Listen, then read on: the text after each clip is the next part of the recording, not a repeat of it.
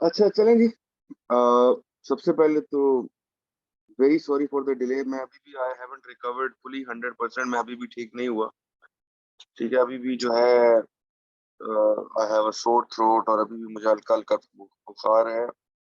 लेकिन खैर anyways I am a bit better, इस वजह से मैंने क्लास आज कंडक्ट कर रहा हूँ मैं। तो हमने जी सीपेक जो है वो लास्ट वीक किया था। और सीपेक का जो सबसे इम्पोर्टेंट सवाल जो लास्ट टाइम के ऊपर था वो तो था रिवाइवल ऑफ सीपेक। ठीक है, सीपेक का रिवाइवल हो। ठीक है, लेकिन इस टाइम पे मौजूदा टाइम के ऊपर अगर हम बात करें तो सीपेक और सीपेक के जो रिलेटेड प्रोजेक्ट्स हैं वो दोबारा जो है उन्होंने एक स्लो पैच हिट किया हुआ है। उसका मैं आपको एक एग्जांपल देता हूं जिसपे चाइना भी हमारे साथ काफी नाराज है। हमने स्पेशल इकोनॉमिक जोन्स जो हैं वो under the China Pakistan economic corridor बना रहे थे। ठीक है, अब एसईजीज जो हैं वो पहले हमने 2019 का टाइम दिया, फिर एसईजीज के लिए हमने 2022 का टाइम दिया और अब वो जो टाइम है वो 2027 तक जो है वो पहुंच चुका। ठीक है, अब अब ये देखें कि इस तरह के जब प्रोजेक्ट्स आप करेंगे या इस तरह के जब डिलेज जो है वो होंगे तो यू कैन वेल इमेजिन कि एक जो मुल्क है जो कि इतनी ज्यादा इन्वेस्टमेंट कर रहा है आपके मुल्क के अंदर, ठीक है, वो क्या जो है फील कर रहा होगा यहाँ पे और वो क्या जो है सोच रहा होगा कि किस तरह हमने इसको लेके चलना है। ठीक है जी। तो 2015 जब सीपेक का काम शुरू होता है तो सबसे पहले जो है सीपेक के अंदर वो रोड इंफ्रास्ट्रक्चर और एनर्जी के प्रोजेक्ट्स जो हैं उनके ऊपर काम शुरू होता है। Road infrastructure and energy infrastructure के ऊपर फोकस होता है। आप देखें कि कायदे आजम सोलर पावर प्लांट जो है इसके अंदर इनिशिएट होता है। आपके जो मेजर मोटरवेज हैं, मुल्तान लाहौर मोटरवे है, साहिवाल कोर पावर प्लांट है। ठीक है, ये जितने प्रोजेक्ट्स हैं ये सारे के सारे सीपेक के इनिशियल फेज का हिस्सा। लेकिन 2019 तक ये सारे प्रोजेक्ट्स कंप्लीट हो गए और जब सीपेक ने अपने अगली फेज के अंदर दाखिल होना था जो कि ज्यादा इंपॉर्टेंट फेज था और जहां पे हमने एसईजीज के बारे में बात करनी थी, जहां पे हमने गवादर पोर्ट के बारे में बात करनी थी, वहां पे हमें पता लगा कि भाई सीपेक जो है it has hit a slow patch. ठीक है, तो फिर क्या होता है कि जेसीसी कॉन्फ्रेंस होती है। जेसीसी जो है वो है ऑफ दिस कमेटी है। ठीक है, यहाँ पे पाकिस्तान की तरफ से भी रिप्रेजेंटेटिव्स हैं, यहाँ पे चाइना की तरफ से भी रिप्रेजेंटेटिव्स हैं। पाकिस्तान की तरफ से जो है वो मिनिस्टर ऑफ प्लानिंग जो है वो इसको लीड करते हैं। ठीक है जी, अब 2019 के अंदर हम कहते हैं कि भाई सीपेक को एक नई डायरेक्शन दी गई। लेकिन ये जो 2019 में इसको नई डायरेक्शन भी दी गई है ये भी अब आके तकरीबन स्लो हो चुकी है बहुत। ठीक है जी, यहाँ पे सबसे पहले बात की गई स्पेशल इकोनॉमिक जोन। ठीक है, स्पेशल इकोनॉमिक जोन आप लोगों ने काम करना है कि आप लोगों ने मुझे चाइना और बांग्लादेश के जो स्पेशल इकोनॉमिक जोन्स हैं उनके ऊपर आपने काम करके देना है कि कितनी स्पेशल इकोनॉमिक जोन्स बांग्लादेश में हैं और स्पेशल इकोनॉमिक जोन्स बांग्लादेश के जो हैं उसकी वजह से बांग्लादेश की कितनी तरक्की हुई है और इसी तरह के चाइना के स्पेशल इकोनॉमिक जोन्स ने चाइना के लिए कितना बड़ा रोल प्ले किया है इन देयर ग्रोथ।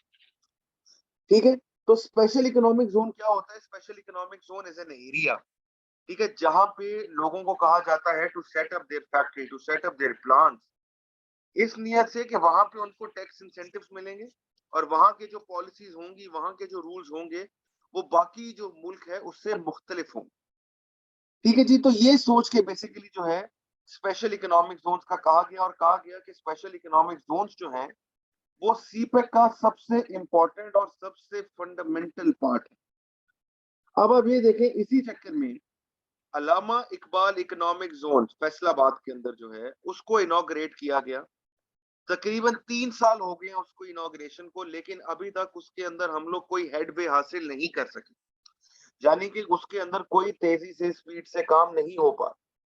तब कहा गया था कि जी 400 बिलियन की इन्वेस्टमेंट जो है वो 5 सालों के अंदर सिर्फ एक स्पेशल इकोनॉमिक जोन के अंदर आ जाए। लेकिन एज ऑफ नाउ जब हम ये क्लास ले रहे हैं हमें ये लग रहा है कि स्पेशल इकोनॉमिक जोन्स जो हैं वो 2027 से पहले इनॉग्रेट ही नहीं हो। ठीक है, आपका इंपॉर्टेंट एसईजी है फैसलाबाद के अंदर, आपका इंपॉर्टेंट एसईजी है नौशेरा के अंदर, जिसे हम राशा कई कहते हैं। राशा कई स्पेशल इकोनॉमिक जोन है नौशेरा के अंदर, आपका हब इकोनॉमिक जोन है कोयटा के अंदर। ठीक है, तो आपके मुख्तलिफ जो है इकोनॉमिक जोन बनने हैं, जिसका अभी तक हमें कोई नहीं पता कि उनके ऊपर प्रोग्रेस कहां तक पहुंची। और मैंने आपको लास्ट क्लास के अंदर कहा था कि आपने सीपेक के जो प्रोजेक्ट्स हैं वो सीपेक की वेबसाइट, क्योंकि वही ऑथेंटिक डेटा हमारे पास है और उसके अलावा कुछ नहीं है, आपने वो देखना है कि जी हमारे पास कितने प्रोजेक्ट्स जो है वो कितने कंप्लीट हो चुके हैं और कितने प्रोजेक्ट्स जो हैं उनके ऊपर काम अभी पेंडिंग है और उस पर कितना टाइम लगेगा। तो आई होप दैट वो भी आप लोगों ने काम किया हुआ है। जैन में आगे करिएगा।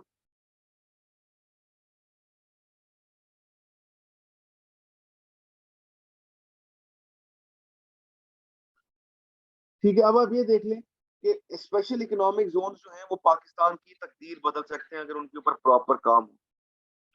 तो कहा गया कि जी इन्वेस्टमेंट ऑफ ओवर 130 बिलियन जो है इसके अंदर टेक्सटाइल्स के अंदर होगी, ऑटोमोबाइल सेक्टर के अंदर होगी, स्पोर्ट गुड के अंदर होगी, लेदर्स के अंदर होगी, और ये फॉरेन डायरेक्ट इन्वेस्टमेंट होगी, ये लोन नहीं होगा।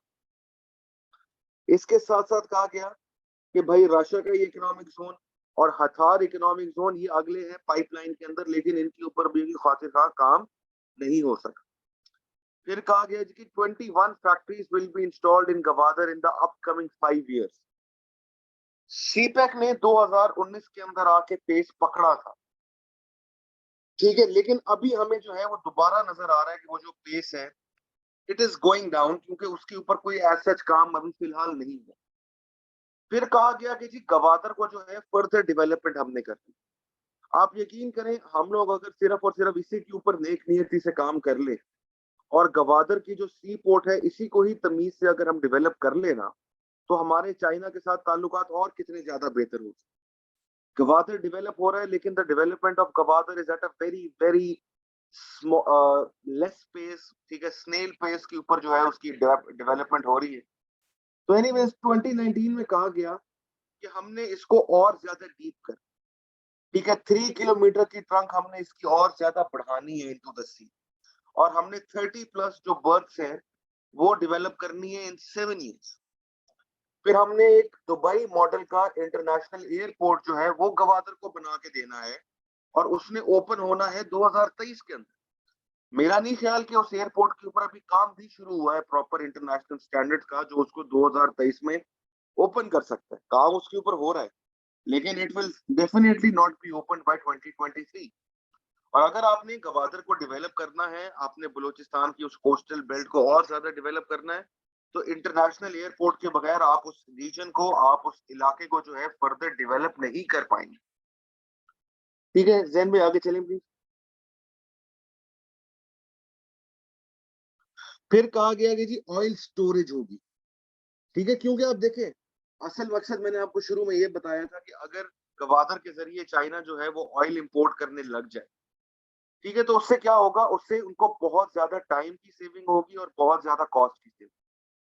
लेकिन वो सिर्फ तभी पॉसिबल है जब हम लोग गवादर के अंदर एक इंपोर्टेड ऑयल स्टोरेज फैसिलिटी बनाए।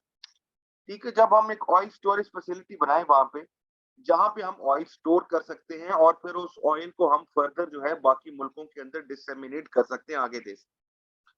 अब ये इंपोर्टेड ऑयल फैसिलिटी जो है इसको तकरीबन 7 साल, 7 इयर्स का अर्सा दरकार, और इसके साथ साथ 2 वेयर हाउसेस बनने। अब ये जो सारी फैसिलिटीज हैं ये तो हमें दूर दूर तक बनती हुई फिलहाल नजर नहीं आ रही कि ये कौन बना रहा है, किसने बनाना है।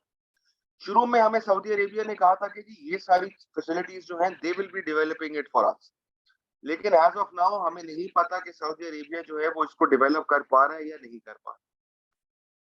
अब आप अपनी स्क्रीन के ऊपर आपके फ्लैश है कि सीपेक का कितना ज्यादा जो है वो कंट्रीब्यूशन ना। CEO of a famous Chinese company वो क्या कहता था कि भाई सिर्फ और सिर्फ गवादर, सिर्फ और सिर्फ गवादर 2025 तक पाकिस्तान की इकोनॉमी में 5 से 6 अरब डॉलर का कंट्रीब्यूशन देगा, और 2035 तक 50 अरब डॉलर का जो है वो कंट्रीब्यूशन। और ये कंट्रीब्यूशन जो है वो 2050 तक 200 अरब डॉलर तक चला जाए। लेकिन ये सारे नंबर्स तब ही मटेरियलाइज होंगे जब गवादर जो है वो फुल स्विंग के अंदर ऑपरेट करे। ठीक है, अभी तक तो हमें नहीं पता कि भाई जितने सारे प्रोजेक्ट्स गवादर के हैं वो कब आए। तो आप इमेजिन करें कि हम कितना बड़ा प्रोजेक्ट जो है वो लेके जा रहे हैं, और वो प्रोजेक्ट जो पाकिस्तान की जीडीपी को it can swell it up to many folds. हमें अभी तक नहीं पता कि उसका क्या मामला चल रहा है, हमें अभी तक उसका नहीं पता कि कहाँ तक काम हुआ है, कहाँ तक काम नहीं हुआ। ठीक है, तो we have absolutely no idea. और जब तक हम गवादर की डेवलपमेंट को फास्ट पेस नहीं करेंगे, हमारी चाइना के साथ कोऑपरेशन नहीं होगी। क्योंकि चाइना जो है, China is doing it's part of the share. China ने जो जो काम करना है वो कर रहा है। अब ऐसा तो नहीं हो सकता ना कि हम हाथ पे हाथ रख के बैठे रहें और हम ये उम्मीद करेंगे भाई चाइना जो है सब कुछ कर दे, हमारे पास तो कुछ भी नहीं।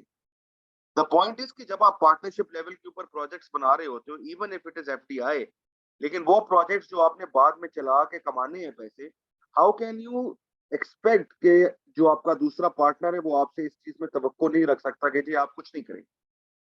ठीक है, it doesn't happen this way. ठीक है, ऐसा नहीं होता।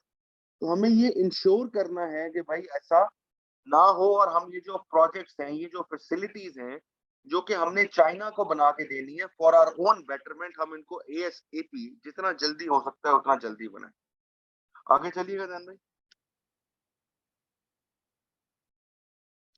अच्छा, इसके अलावा मैंने आपको बताया था हब इकोनॉमिक जोन का, वो भी पाइपलाइन में है, कोयटा इकोनॉमिक जोन की। बात यह है कि हमारे पास ऑन पेपर तो सारे प्रोजेक्ट्स भाई अवेलेबल। ठीक है, अब लेकिन आप ये देखें कि अलामा इकबाल इकोनॉमिक जोन के ऊपर काम नहीं हुआ, तो राशाकई के ऊपर क्या काम होगा, हथार के ऊपर क्या काम होगा, हब के ऊपर क्या काम होगा, कोयटा के ऊपर क्या काम होगा। ये सारे वो स्पेशल इकोनॉमिक जोन हैं जो अगर डेवलप हो जाते हैं, उन्होंने आपके मुल्क के अंदर इन्वेस्टमेंट खींचनी थी, यहाँ पे चाइनीज इंडस्ट्री लोकेट होनी थी। लेकिन क्या हुआ है कि स्पेशल इकोनॉमिक जोन्स जो हैं, जो कि सीपेक का बहुत बहुत बहुत ज्यादा वाइटल पार्ट है, और स्पेशल इकोनॉमिक जोन्स ही सीपेक को आप लोग सीपेक बनाते हैं अगर आप लोग सोचे, लेकिन we have no idea on. इसके अलावा किंगडम ऑफ सऊदी अरेबिया ने हमें वादा किया था कि वो एक पेट्रोकेमिकल कॉम्प्लेक्स जो है they will be constructing it in Gwadar. No news about the petrochemical complex ऐसा। ठीक है, अब एक वेस्टर्न रूट है। ठीक है, जैन साहब ने और मैनेजमेंट ने आपके साथ लास्ट लेक्चर के बाद कुछ इमेजेस शेयर किए थे जिसके अंदर सीपेक का रूट डिफाइन। अब देखिए, मैं आपको हर रूट के ऊपर सारे प्रोजेक्ट्स नहीं बता सकता। ठीक है, हमारा यहाँ पे काम है एनालिसिस या बड़े बड़ी जो मोटी मोटी बातें हैं वो करनी।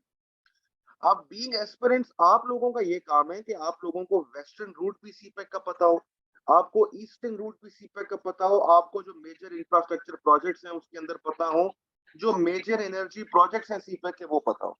इसी वजह से मैंने आपको कहा था कि गो ओवर द वेबसाइट और ये सारी चीजें जो है इसको करें। ठीक है, तो ये वेस्टर्न अलाइनमेंट जो है it has been officially declared the part of CPEC.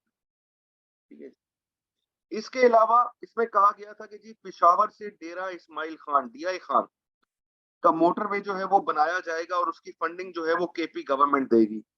ठीक है, इसके ऊपर काम शुरू हुआ हुआ है, लेकिन देन अगेन ये बहुत ही बड़ा और एम्बिशियस प्रोजेक्ट है, इसके ऊपर एज ऑफ नाउ कोई फाइनल चीज नहीं है। फिर कहा गया कि जी डेरा इस्माइल खान से कोयटा। तो अब आप देखें, पिशावर से लेके कोयटा तक का जो है ये इमेजिन किया जा रहा था कि सारा मोटरवे होगा, और जो डेरा इस्माइल खान कोयटा वाला जो मोटरवे है उसको डेवलप किया जा रहा था with the help of the Chinese and Pakistani governments. लेकिन इसके ऊपर अभी तक किसी किस्म का कोई काम शुरू नहीं हुआ। ठीक है, तो यही पाकिस्तान का मसला है।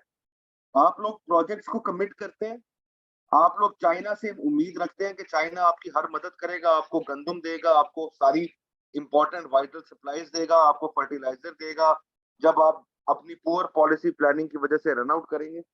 लेकिन at the end of the day जो चाइना आपसे बेयर मिनिमम एक्सपेक्ट कर रहा है हम लोग वो भी नहीं कर पाए। हम लोग अपनी पेटी पॉलिटिक्स के अंदर इन्वॉल्व हैं, एंड आवर प्रोजेक्ट्स, ठीक है, they are taking a hit because of the political intransigence and all of these factors। आगे करिएगा।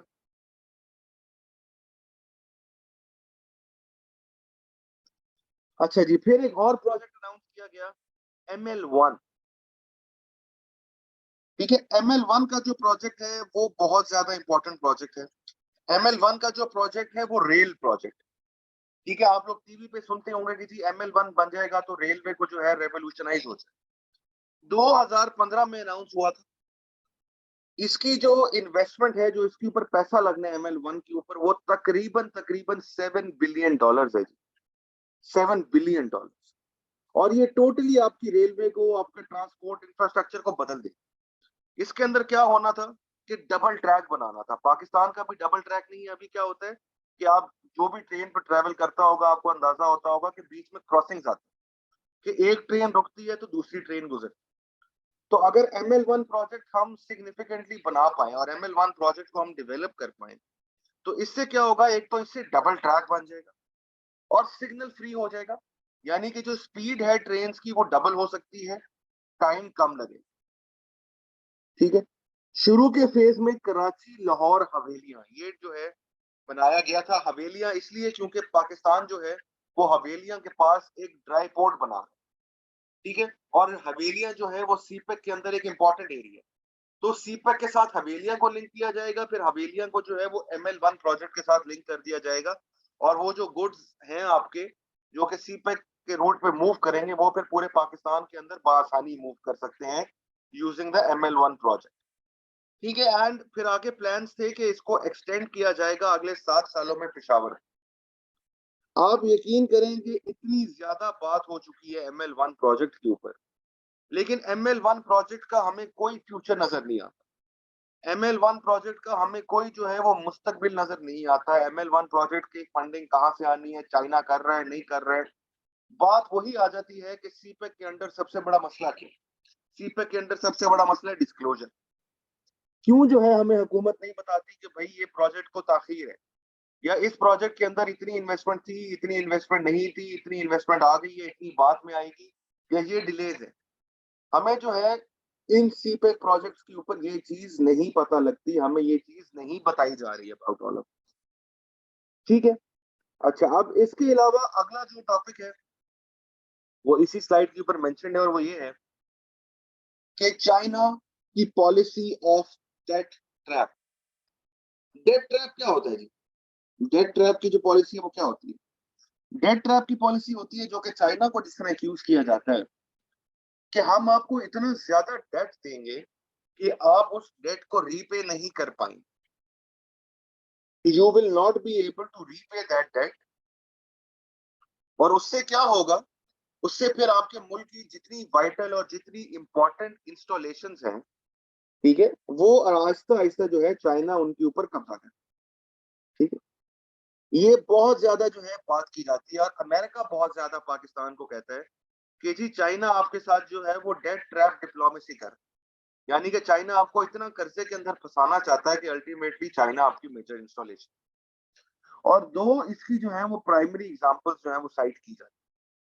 पहला प्राइमरी एग्जांपल जो इसमें साइट किया जाता है, वो साइट किया जाता है हम्बन टोटा का। हम्बन टोटा पोर्ट है श्रीलंका का। ठीक है। अब एक्चुअली ये बहुत बड़ी मिथ है कि श्रीलंका की हम्बन टोटा पोर्ट जो है वो चाइना ने कब्जे में ली। ऐसा बिल्कुल नहीं है। अगर आप थोड़ा सा डिग इन करते हैं तो आपको ये रियलाइज होता है कि एक्चुअली चाइना की वजह से श्रीलंका को हम्बन टोटा पोर्ट में बहुत ज्यादा बेनिफिट हुआ है। अच्छा खासा बेनिफिट हुआ है उनको इस वजह से। ठीक है। और 1.12 बिलियन डॉलर जो है वो श्रीलंका ने हम्बन टोटा पोर्ट से कमाया हुआ। ठीक है। और डेवलपमेंट जितनी भी थी हम्बन टोटा पोर्ट की, वो सारी की सारी चाइना ने करके दी। तो द पॉइंट इज कि हम्बन टोटा पोर्ट जो है, हम्बन टोटा पोर्ट भी एक बहुत बड़ी मिथ है, और दुनिया इसका एग्जाम्पल बगैर पढ़े साइड करती है और कहती है कि जी चाइना ने जो है वो श्रीलंका को हॉस्टेज बना लिया। देखें, हम्बन टोटा पोर्ट 100 साल के लिए कब्जे में ले ली। द पॉइंट इज कि 100 सालों के लिए उसके ऑपरेशन उनके पास हैं। उन्होंने उसके प्रॉपर जो अमाउंट है वो पे की है। ठीक है, विच इज 1.12 बिलियन डॉलर्स। ठीक है। उनकी ग्रुप को सारा कुछ खुद ही इंफ्रास्ट्रक्चर डेवलप किया गया है। तो ये बहुत बड़ा कंसर्न शो किया जाता है चाइना के हवाले से कि जी चाइना जो है पाकिस्तान जैसे मुल्कों को, जिनके पास इतनी एबिलिटी नहीं है कि वो कर्ज वापस कर सके, उनको इतना कर्ज देना चाहता है कि अल्टीमेटली क्या होगा, अल्टीमेटली ये होगा कि वो नहीं दे पाएंगे। और कोई बड़ी इंपॉर्टेंट चीज लाइक मोटरवेज, एयरपोर्ट्स, बेसिस, शायद वो कहे कि जी आप हमें दे दें। Gwadar port being a very prime example. इसी तरह एक मुल्क है जैम्बिया, उसका कैपिटल का जो एयरपोर्ट है वो चाइना चला रहा है। और उन्होंने क्या किया था कि जी ज़ाम्बिया को उन्होंने इतना ज़्यादा लोन दिया हुआ था कि ज़ाम्बिया नहीं दे चुका सका वापस। तो उन्होंने फिर क्या किया, they had to give out their capitals airport. Capital का एयरपोर्ट सबसे बड़ा एयरपोर्ट होता है। तो कैपिटल का एयरपोर्ट जो है फिर उनको देना पड़ा। तो ये बहुत ज़्यादा बात होती है। ठीक है, आई will share a press conference with you people. ठीक है, यूएस की एक रिप्रेजेंटेटिव थी जिनका नाम था एलिस वेल्स। एलिस वेल्स ने तकरीबन एक 40-45 मिनट की प्रेस कॉन्फ्रेंस की थी अमेरिका, सिर्फ और सिर्फ सीपेक के ऊपर और हाउ चाइना जो है वो पाकिस्तान को जो है वो कर्जे के अंदर लेके आ रहा है और इतना कर्जा दे रहा है कि पाकिस्तान जो है बाद में नहीं पे कर। अभी भी आप ये देखेंगे चाइना जो है वो अमेरिका जो है वो चाइना को नंबर वन रीजन के देता है कि जिस वजह से पाकिस्तान जो है वो अपने इकोनॉमिक क्राइसिस फेस कर रहा है। तो एलिस वेल्स ने जो है वो प्रेस कॉन्फ्रेंस की, उसमें उन्होंने प्राइम एग्जांपल कहा कि जी जितने भी प्रोजेक्ट्स लगाए जा रहे हैं वो सारे के सारे लोन प्रोजेक्ट्स हैं, सारे के सारे हैवी इंटरेस्ट वाले प्रोजेक्ट्स हैं, सारे वो प्रोजेक्ट्स हैं जिनके अंदर जो है Pakistan would not be able to repay and Pakistan would not be able to maintain its sovereign. I will share the press conference with Jain साहब, वो आप लोगों के साथ शेयर करें। अच्छा, इसके बाद क्या होता है, इसके बाद जो उस टाइम के ऊपर हमारे वजीर थे असद उमर, ठीक है, वो बीबीसी को एक इंटरव्यू देते हैं और वो इसको काउंटर करते हैं जो एलिस वेल्स का नैरेटिव। वो सारा का सारा क्या बताते हैं, वो ये बताते हैं कि जी जो वहां पे हमारे ऊपर एलिगेशंस लेवल किए गए हैं वो सारे के सारे बेसलेस हैं, वो सारे के सारे फॉल्स हैं। ठीक है, मेजॉरिटी ऑफ द प्रोजेक्ट्स जो कि सीपेक के अंदर इन्वॉल्व हैं वो प्रोजेक्ट्स जो हैं वो बीओटी बेसिस के ऊपर। What is BOT? BOT is build operate and transfer. ठीक है, बिल्ड ऑपरेट ट्रांसफर की बेसिस के ऊपर है कि चाइना उनको बना ले, जितना पैसा लगता है चाइना उस पर लगा दे। ठीक है, फिर चाइना उसको अपना पैसे रिकवर करने के लिए चाइना उसको ऑपरेट करे। जब चाइना की इनिशियल इन्वेस्टमेंट जो है वो रिकवर हो जाएगी तो चाइना उसे हमें ट्रांसफर करे, जो कि बहुत ही जबरदस्त किस्म का मॉडल है और हमारे जैसे मुल्कों के अंदर बीओटी मॉडल ही इस्तेमाल होता है, क्योंकि हमें ना इनिशियली उनको ऑपरेट करना आता है चीजों को और ना ही हमें उन्हें बनाना। तो build operate transfer, Asad Umar का जवाब था कि जी बिल्ड ऑपरेट ट्रांसफर का मॉडल है, मेजॉरिटी जो है इन्वेस्टमेंट है। ठीक है, लोन्स जो है हमें कंसेशनरी बेसिस के ऊपर मिले हुए हैं, तो हमें तो ऐसा इतना बड़ा कोई मसला नहीं है जो कि एलिस वेल्स पॉइंट आउट कर। तो आई विल ट्राई कि मुझे ये दोनों इंटरव्यूज मिल जाए, असद उमर का भी मिल जाए, एलिस वेल्स का भी मिल जाए। पहले आप एलिस वेल्स का सुने। एलिस वेल्स का सुनने से आपको क्या होगा, एलिस वेल्स का सुनने से आपको आइडिया हो जाएगा कि यूएस जो है वो पाक चाइना रिलेशन को कैसे व्यू करता है और यूएस जो है वो स्पेशली इसको सीपेक के प्रोजेक्ट को किस नजर से देखते हैं। और असद उमर से आपको यह पता लग जाएगा कि पाकिस्तानी स्टेट का जो है वो क्या नैरेटिव है with regards to the CPEC projects. तो ये दोनों इंटरव्यूज आपने लाजमी सुनने हैं और इसके साथ साथ आपने स्पेशल इकोनॉमिक जोन्स जो है वो पाकिस्तान के देखने हैं कि कितने हैं, और आपने फिर ठीक है चाइना का और बांग्लादेश का दो स्पेशल इन दो मुल्कों के स्पेशल इकोनॉमिक जोन्स को आपने जो है वो चॉक आउट कर आगे चलिएगा।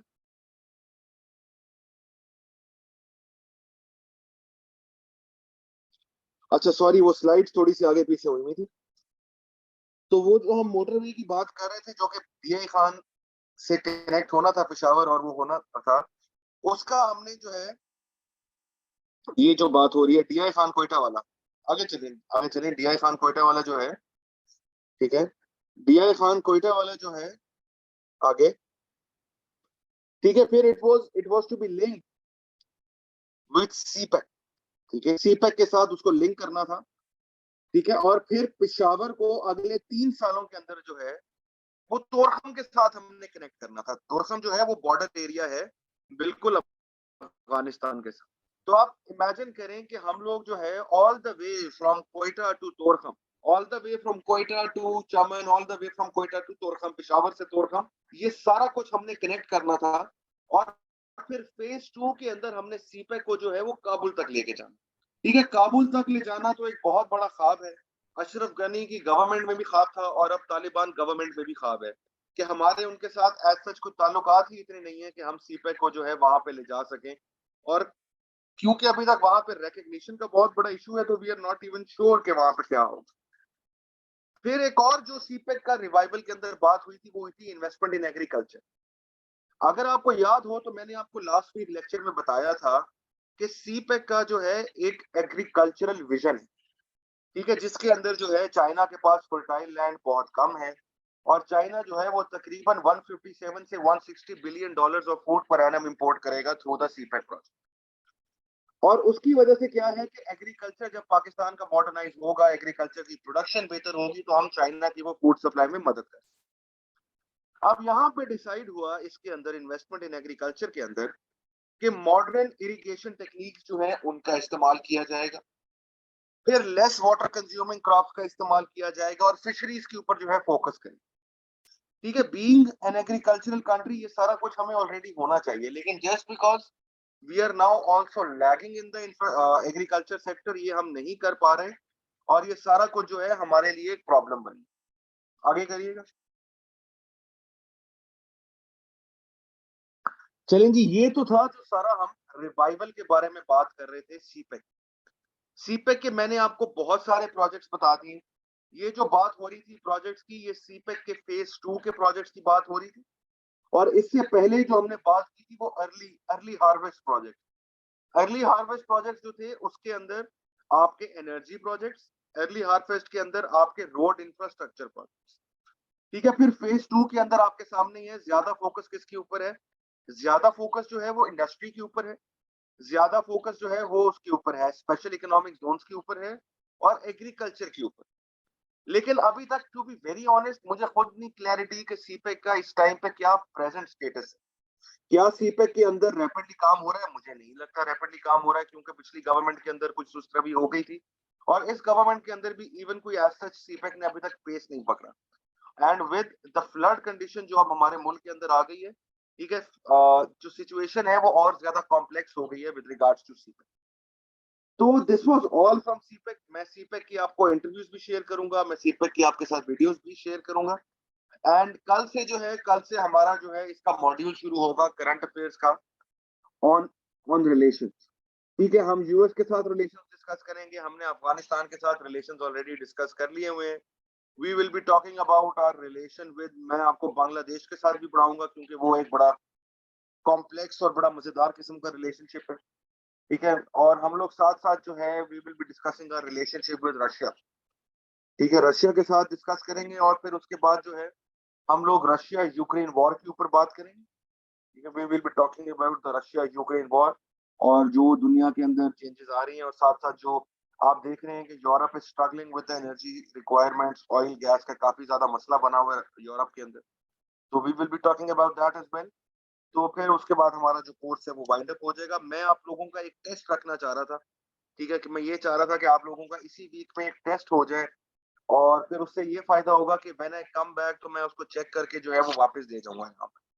तो अब आप लोग देख लें कि आप लोग कब टेस्ट करना चाहते हैं। मेरे हिसाब से तो कल कर लें या परसों कर लें, दोनों में से किसी एक दिन कर लें या जुमे वाले दिन कर लें, जो भी है आप जैन साहब से कोऑर्डिनेट करके मुझे बता दें कि किस दिन टेस्ट होगा। होगा इसी हफ्ते में। ठीक है, और फिर मुझे आप लोगों ने बता देना है कि टेस्ट कब होगा। ठीक है जी, तो लेट्स लीव इट हियर, आज इधर तक ही रखते हैं इसको and we will carry it forward in the next class इंशाल्लाह टुमारो। टेस्ट का जैन साहब मुझे जरूर बता दीजिएगा कि टेस्ट क्या क्या डिसाइड हुआ है। ठीक है, पूछ लें आप जो है, क्योंकि अभी तक वो I don't see the people, तो मुझे पता नहीं है कि मैं किस तरह पूछूं क्या करूं। तो बेहतर यही है कि आप फाइनल कर लें इसे और फिर आप मुझे बता दें कि जी कब जो है वो टेस्ट। बेहतर होगा ठीक है इंशाल्लाह। जैन भाई, फाइनल कर ठीक है जी, जी बता दीजिएगा। थैंक यू, शुक्रिया।